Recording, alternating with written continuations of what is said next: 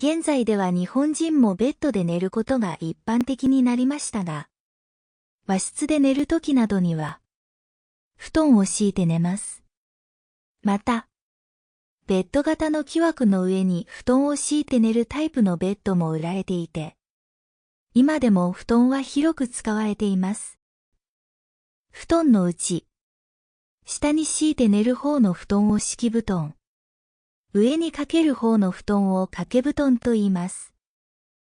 敷布団の下には、薄手のマットレスを敷くこともあります。布団は、次のように敷きます。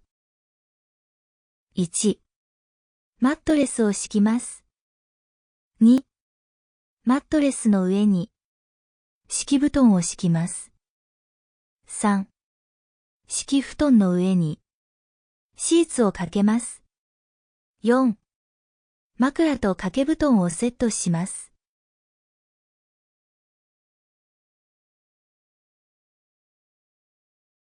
部屋に布団を敷いて寝る場合、毎日布団を上げましょう。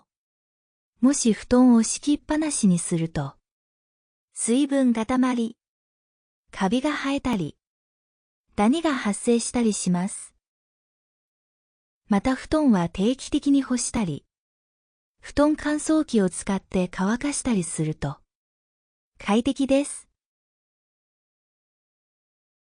現在では日本人もベッドで寝ることが一般的になりましたが、和室で寝るときなどには、布団を敷いて寝ます。また、ベッド型の木枠の上に布団を敷いて寝るタイプのベッドも売られていて、今でも布団は広く使われています。布団のうち、下に敷いて寝る方の布団を敷布団、上にかける方の布団を掛け布団と言います。敷布団の下には、薄手のマットレスを敷くこともあります。布団は、次のように敷きます。1、マットレスを敷きます。2、マットレスの上に、敷布団を敷きます。3、敷布団の上に、シーツをかけます。4、枕と掛け布団をセットします。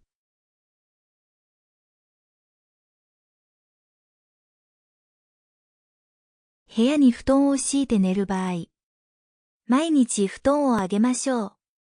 もし布団を敷きっぱなしにすると、水分が溜まり、カビが生えたり、ダニが発生したりします。